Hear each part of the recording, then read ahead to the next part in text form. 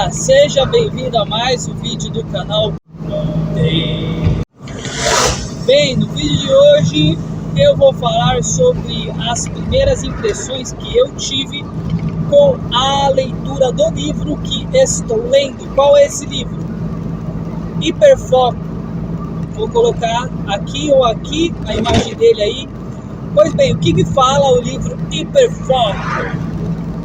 O livro Hiperfoco, ele explica um pouco como funciona a nossa mente nesse processo de ter mais foco. E ele dá algumas dicas sobre como ter mais foco. Então, a primeira dica que esse livro ele vem falar pra gente é a seguinte: elimine as distrações. Tudo aquilo que lhe causa, que lhe distrai, tudo aquilo que vai tirar o seu foco mesmo, a sua concentração, tudo aquilo que vai tirar a sua concentração, deixe fora. E ele é muito taxativo com relação ao seguinte: as tarefas que exigem grande concentração, por exemplo, a realização de um relatório, a realização de uma leitura, né? Às vezes uma leitura um pouco mais densa, ou até mesmo você tem um propósito de ler tantas páginas por dia, de ser uma pessoa mais entendida. Deixe o celular longe de você. E a recomendação ela é bastante explícita. O seu celular não pode estar do lado do seu notebook, do lado do seu livro, do lado do seu Kindle, do lado do seu tablet. Se o tablet é um aparelho de leitura, é óbvio. O seu celular ele tem que estar longe do seu campo de visão e de preferência numa distância que não dê para você pegar com o seu braço, porque desta maneira você ficará mais fácil para você boicotar o seu processo de desconcentração. Uma outra coisa que o livro ele fala é que o processo de sair do foco ele é bastante natural. É natural que a gente saia do nosso foco. É bastante normal. E uma coisa que o livro ele vem dizer a respeito disso é que para você voltar para o foco, vamos imaginar que estou lendo um livro sobre botânica. Para que eu volte, aí daqui a pouco eu estou pensando assim: caramba, olha, eu tenho que pagar aquele boleto. Caramba, eu briguei com a minha mulher. Caramba, olha, eu fui no meu trabalho e eu percebi que o fulaninho veio com um boné vermelho. Sabe, essas coisas aleatórias que vão passando na sua mente enquanto você está olhando para o livro, mas você nem está lá.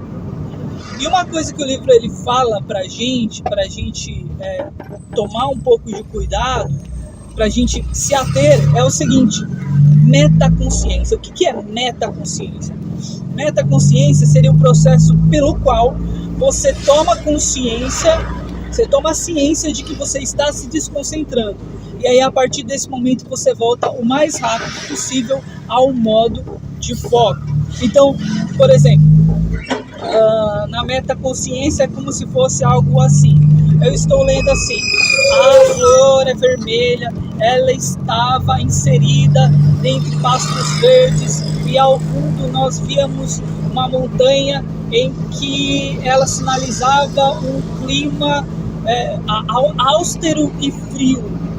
E aí daqui a pouco você pensa assim: enquanto isso, bem, eu tenho que pagar meu boleto. E aí você pensa: boleto? Peraí, eu estou me desconcentrando, eu devo voltar o mais rápido possível. Isso é a metaconsciência, você ter a consciência de que naquele momento você está se desconcentrando.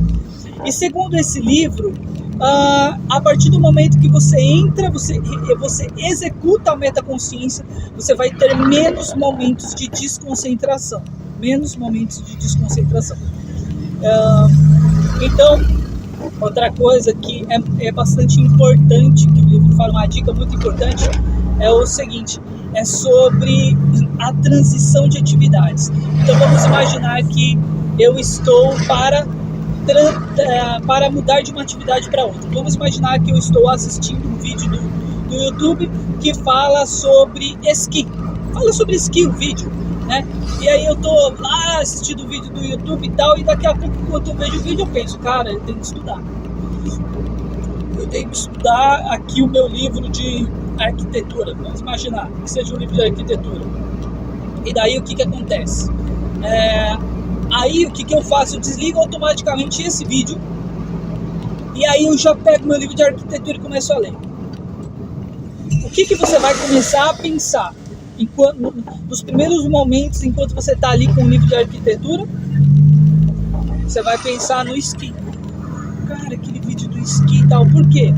Porque, segundo esse livro, existe um resíduo da atividade anterior que ela vai ser incluída na atividade seguinte.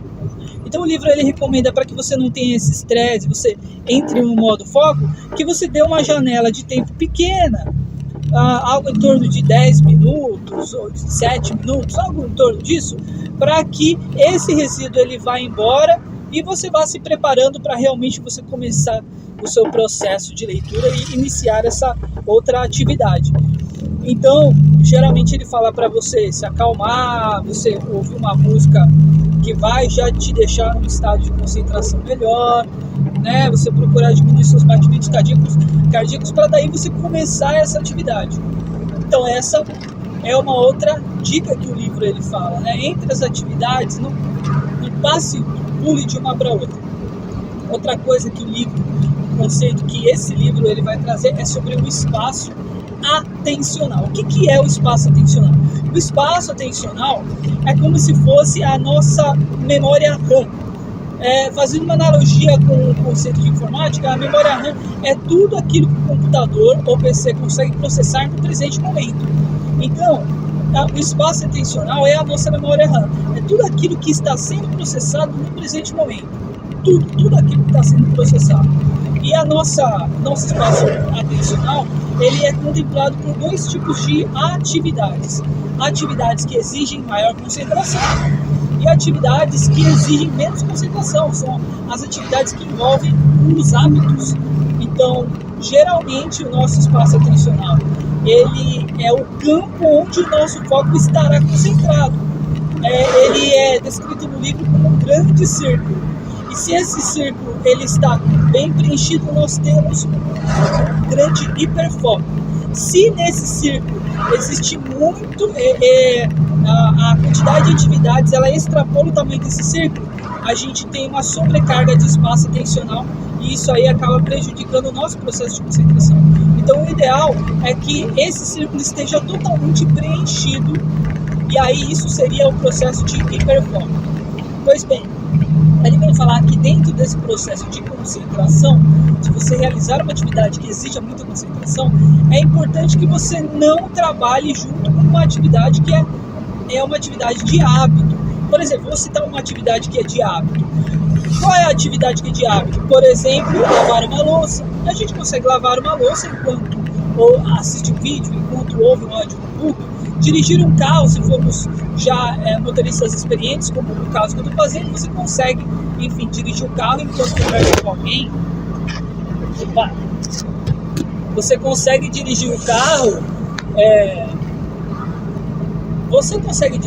enquanto conversa com alguém, você consegue dirigir o carro enquanto ouve um audiobook, né? Então, são atividades que são de hábito, atividades que envolvem mais concentração. Fazer um relatório, fazer uma leitura densa, ouvir com atenção uma pessoa. Essas são atividades que exigem uma grande concentração. Então ele recomenda, se você tiver uma atividade que exige muita concentração, se possível, não faça essa atividade junto com um hábito, que isso aí pode causar uma sobrecarga do seu espaço atencional. Então, essas foram algumas considerações. E tem mais uma coisa também. Sabe quando eu disse ali no vídeo que algo que ocorre muito quando a gente está lendo ou a gente está estudando é que no processo de leitura a gente começa a pensar nos compromissos que a gente tem. Aí fala, caramba, eu tenho que pagar essa conta, eu tenho que passar no mercado, eu tenho que ir para o banco, né? Eu tenho que resolver aquele problema, né? E daí o que acontece? quando a gente está lendo, a gente está estudando, a gente está realizando essa atividade que exige uma grande concentração, nós estamos aí, por exemplo, quando a gente se distrai, a gente pensa num boleto que a gente tem que pagar, a gente pensa numa conta que a gente tem que fazer, a gente pensa em talvez alguma outra coisa que a gente tem que fazer lá pra frente, né? Compromissos. Então, qual que é uma dica que esse livro dá para que você tenha um pouco mais de foco? Além de você deixar o celular longe e tal, não sei o que, sei lá. Qual que é a dica? A dica é a seguinte: todos os compromissos que você se lembra, você anota. E a partir do momento que você anota, o teu cérebro não vai sentir aquela necessidade de que eles têm que ser lembrados, que eles são importantes para você. Então anota. A partir do momento que você anotou, aquilo meio que sai, meio que você fica livre daquilo, e aí você não vai pensar tanto naquilo. Se você tiver que revisitar seus compromissos, você revisita, não gasta tanta energia assim, e aí você revisita no bloquinho de notas. Então talvez antes de você realizar o estudo, as atividades, coloque os seus compromissos ali dentro desse bloquinho, tá certo? Particularmente eu vou fazer um adendo, um acréscimo, que é o seguinte acréscimo: geralmente quando eu vou estudar, eu coloco um timer, eu já procuro no YouTube Pomodoro 25/5. Você já ouviu falar da técnica Pomodoro?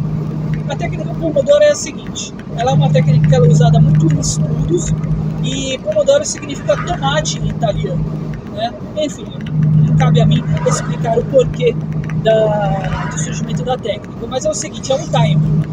Você fica 25 minutos no processo de estudo, 5 minutos de descanso. 25 minutos no processo de estudo, 5 de descanso. Assim, pelo tempo que você desejar. E essa técnica, ela pode propiciar mais produtividade na sua vida. Então, geralmente, você digita lá no YouTube. A partir do momento que você estudou 25 minutos, dá o timer, pim! Aí você vai e descansa. Vai fazer alguma outra coisa, vai descansar, porque é bom esse descanso.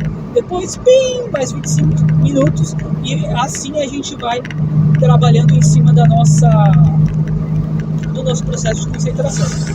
Então eu espero que vocês tenham gostado desse vídeo. Eu espero que também, se você mais pra frente você colocar em prática tudo que eu tô falando, tudo que eu tô falando a partir desse livro, sinaliza aí, tá bom? Sinaliza aí. Eu espero que vocês tenham gostado desse vídeo. Se vocês gostaram, vocês já sabem toda aquela coisa que vocês ouvem de todos os vídeos do YouTube, tá bom? É isso aí, nós nos vemos no próximo vídeo e um abraço, falou, opa!